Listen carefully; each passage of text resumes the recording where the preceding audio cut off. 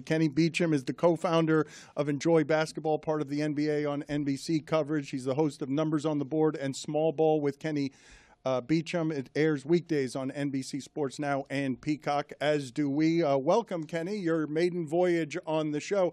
Are you more of an enjoyer of basketball than Juju and Trista? Because I'm being told you're the ultimate enjoyer of basketball. I think there's room for a lot of people on this boat. I don't know if I'm the captain, but, man, anytime somebody tells me they're an enjoyer, I feel great because I feel like there's not many of us left. So thank you for having me. I'm excited to be here. Well, I think we need to adjudicate something, and I think you, as the ultimate enjoyer of basketball, know the history of this. Dan thinks it's very uncommon to call each other bitches and pussies in sports. I think it's quite normal. I call my own mom a hoe, so if we were playing hoops, listen, anything can go down. Kenny, what say you? Yeah, I mean, that's what the game is about, right? You know, when you're between he's right. I like this guy. Lines, park their cars between the lines. You can do and say what you want, but once that buzzer's over and everything's out, you go back to friendship. So I'm team say what you want on the court for sure. Trista misrepresents me. What I said is that you cannot say after the game that you respect somebody when that is disrespectful. Semantics. Get between the lines, Le Batard. Has never been an athlete, Kenny. I You can can tell. obviously tell that. He says I ran, and that's the closest that he's actually doing to running. Are there too many Jaylens in the NBA? I would think that there's actually not enough. I think the 2028 draft class, the entire lottery, should be Jaylen's. I think it's the only way we can really counteract and have the Team USA be better than Team World. Moving on to more disagreeable conversations. Do you believe in this version of the Cleveland Cavaliers with James Harden at the helm? I see what you're rocking right now, so I'll give you your love. Yeah, I do. I mean, you saw last night how good defensively they can be without two starters. I'm full in, even though James has struggled in many postseason series, as we know. I'm completely in, and I think it might just be like the fact that it's new. You know, the Knicks have been around for a few years. The Pistons can't really score. So give me the new backcourt, and I'm all in on the Cavs. I've got another thing for you to adjudicate. I'm sorry. I've been besmirching Cade, and I'm going to continue to besmirch Cade. I don't think he's even close to MVP in the universe in the conversation. If he wins the award, I think he needs to give it back, Kenny, because he's not in the same world or stratosphere as Jokic and SGA. What do you think about Cade and the Pistons here? Do you believe in them? I think that Cade is a phenomenal player, but I would agree that if the 65-game rule prevents us from having Shea or Jokic as MVP, then that shows you that there is a true problem. Last night is a great example of the lows with Cade Cunningham. I think it was like one made field goal in the second half. And when teams decide to really scheme against the non-shooters on the roster, it can get real ugly. You saw it last year in the playoffs as well versus the Knicks. So I think Cade is a phenomenal player. But he is right now, I think, overtaxed as the only creator on that team. And the Pistons are a team I have just like a little bit of love for when it comes to the postseason, but I don't think they're truly the team that's going to win the championship this year. Yeah, I agree. Their inability to make any moves at the deadline, to me, was kind of bad because replacing Malik Beasley and Tim Hardaway Jr. with Duncan Robinson, who don't even make two dribbles, you lose out on that. So I agree with you about them Pistons. Let's get to the real deal topic of the year, Luke Kornet, my brother. Now, overwhelmingly online, people are saying that once you open that door, it's a slippery slope because I agree his sentiment is well placed. But we're going to start caring about women, huh? So we got to look at a lot of stuff in this room. What do you feel about the Luke Kornet situation, bro? Listen, I think that everybody should be entitled to feel how they feel. I am a personal I like to get out. You know what I'm saying? Hopefully you understand what I'm saying. So I feel what he is saying, but I don't know. I feel like that's a bag of worms, man. I have no idea. This is one of those topics that I've been asked a lot about. And like, man, yeah, I ain't read the article. I ain't read the blog post. I just act oblivious to the whole situation. So I'm going to let Luke get his points off. I think there are some valid points in there. But ultimately, I think it is a very small problem that the NBA is dealing with. Let me explain to the audience who might not know. It's not just Luke Cornett. Now Al Horford is saying that as well, objecting to an Atlanta Hawks promotion that is Magic City related, and the idea of them celebrating both strip clubs and lemon pepper wings as a professional franchise. So it's a bag of worms? Yeah, I mean, I originally saw it and thought about the wings before I thought about anything else. So when I saw the Magic City stuff, I'm like, oh, okay, yeah, I've had those wings before. But I think it is. I mean, it's one of those issues that is an issue, but ultimately not the biggest issue that we should be worried about. It's one night, the way I think about it. When you look at Magic City and go to their website, it says premier destination for wings. That's what it says. Doesn't say anything about a strip club in there. Exactly. As it should, yeah. As a person from Atlanta, I feel like Magic City is Disney World. You dig? I feel like it should be mentioned in the same breath with Walt. You dig? Greg, what you got, bro? Kenny, Miami Heat stuck in play-in purgatory down here. Do you agree with Le Batard's contention that Eric Spoelstra should finally be feeling a little bit of heat? A little bit of heat. Wow. Don't agree with that. No, I don't. I don't. I think that sometimes you see a team fire a great head coach with thinking that the grass is going to be greener, and then they spend 10 years trying to find a coach as good as the guy that just fired. I think they've been in purgatory. I'm a Bulls fan, so I've been in purgatory with you over there. I think it starts at the head of the snake, right? Every single year, they're close to signing somebody. They're close to trading for this next superstar, and it never really happens. And every single time this year, it's like, oh, we're better than our record shows. And I think that those two finals appearances in the last couple years became fool's gold, where they feel like they can be an 8th seed and make it to the finals every single season. I think you start at the head of the snake before you get rid of one of the premier coaches in basketball. Pivoting to a team that I actually think is fun to watch, unlike the Heats.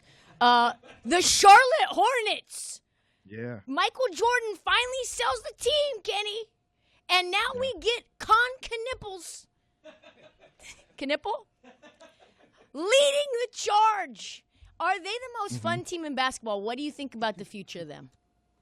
Easily the best 500 team to ever exist this late in the season, right?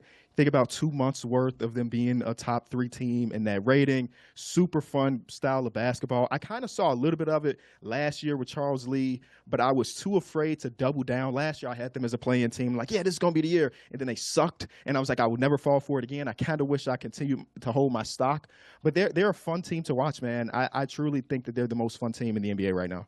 They definitely have the most fun announcer. If you haven't heard him, I don't know the brother name, but that Eric brother, Collins. he need to be hosting the Oscars. I don't know. We need to tap into his potential. Right. Brother, can the Lakers do any damn thing at all in the postseason this year? No, I don't think so. I always look at this year as a gap year for them. They're trying to figure out, they got almost $100 million of cap space this offseason. I know a lot of that should go to Austin Reeves, but after that, it's about building around Luka. You have to remember that Luka kind of fell into their lap, and they had a team built for AD and LeBron. It wasn't a well-built team, but it was built for those guys. And you add in a guy like Luka, who changed the dynamic of the entire franchise. This is a team that's good enough to maybe win a playoff series, but ultimately they're not going to do the things that Lakers fans want them to do, which is win a championship. They're like maybe a year or two away from being a true contender. I am curious, as you allow a lot of complacency for the Heat and allow them to continue to be a trash-ass play-in team. You are a fan of a team that is in perpetual mediocrity with a head coach that I feel like is considered a legend. Where are we at with the Bulls right now, Kenny?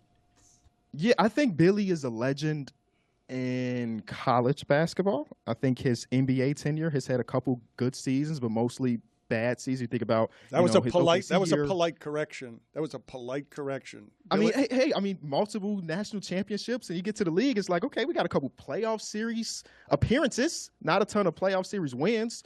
But yeah, we've been in purgatory too. The best thing that happened at this deadline is that we sold on all of the assets. I mean, we sold low, but we sold on all the assets. And just until like 2 days ago, we were on an 11-game losing streak. So we picked a direction, and direction is, instead of being mediocre, just being bad, which could reap some awards in a year or two. And that's what I got to convince myself to continue to watch this team every single night. Fire him. Kenny, do you have an AJ Hawk situation going on behind you? Is that a real background? Can you go and get something? This is 100% real. Okay, give me the VHS is up top. Okay, give me the VHS is up top. What you got up there? We got a Sports of '97. We got some. That's minty though. We That's got crispy. some- Did you have those or you bought those? He's I have accusing a you of friend- optics. He's accusing you of having that background purposely chosen, but not really being about it. That's an accusation. That's you're not an making. accusation. I'm just making sure that you know what it is. What I will say is that I am a collector of vintage sports things. Most of the stuff came from a friend of mine that lives in Arizona who his entire brand is doing vintage sports stuff. So he provided me with like 90% of the stuff. So I guess you got me there. But I did pick it. I mean, So you he needed had a 4 full Space website. Jams. You know about Bout It, Well, Bout It, Kenny? The idea is to have the entire row be Space Jam. But I have to pick them up as I find them in the wild. It's a whole scavenger hunt type of situation. Speaking of Space Jam, lastly from me, LeBron James next year. Everybody seemed to think he going to Cleveland as some kind of return home. I see the gimmick in my boy. I know my boy. Excuse me. Pardon me. Excuse me. That's a $5 fine- that's an emotional fine topic. bucket. Fine bucket. $5 on the fine bucket. Let's make sure that Juju gives that $5 whether he has cash or not. You're not allowed to That's do that. $5 Make on. sure you pay your fine. You Yeah, got I'll to hold pay that. your fine. The Fine Bucket is presented by Moneyline. Download the Moneyline app or visit moneyline.com to learn more. Moneyline. Make money easy. Well, yeah, I think my boy has conquered Miami. He has conquered L.A. And now I think he wants to conquer the Big Apple. What do you say about LeBron going to the Knicks for his farewell tour? Do you think the Knicks will want that? Yes. Like, Oh man, I mean, I think you're probably right. They probably will. What a want that, crazy especially thing if to they don't ask. win this What a year. crazy thing Yeah, you yeah, just yeah. asked. Yeah, that's me. I don't know, man. Is LeBron gonna be willing to take a minimum? Because that's the only way he goes to Cleveland or he goes to New York. Those are second apron teams. So that's why I feel like LA is still a spot. I mentioned almost $100 million. 40 of those could go to Bron pretty easily, and nobody's gonna complain. touche. The Knicks have won 40-plus games 4 straight seasons. That's the first time that's happened in 3 decades. They have fallen in love with that team, but no team with some player the size of Jaylen Brunson ever gets to win the championship. Maybe is that different now with threes? No, I don't think so. I think was we're that? still in that era. Yeah. What was that? I had to think about it for a second because I do love Jaylen Brunson, but when you're 6'1" and can't defend, it's just tough to win 4 playoff series. Kenny, as the ultimate enjoyer of basketball, what is something you see out there that people are not enjoying enough about the NBA? I think that we're not appreciating the official when they get to the camera. I think that, when we spend the 4 minutes, 5 minutes reviewing a random out of bounds play, when they get to the microphone, we should all be waiting on our toes to hear what they have to say. We all should be applauding all their great, excellent work out there. So that's what we should be enjoying. The action figure over your left shoulder, who is that over your left That's shoulder? Shaq. That's LSU Shaq, right? Oh, that's LSU Shaq. That's Orlando Magic Shaq. We got a Pacers Barbie down here. I don't know if you can really see that. And then Toon Squad, Michael Jordan, Space Jam. Halliburton. He airs weekdays on NBC Sports Now and Peacock. He's the host of Numbers on the Board and Small Ball with Kenny Beecham. Kenny, thank you, sir. We appreciate the time. Thank you all.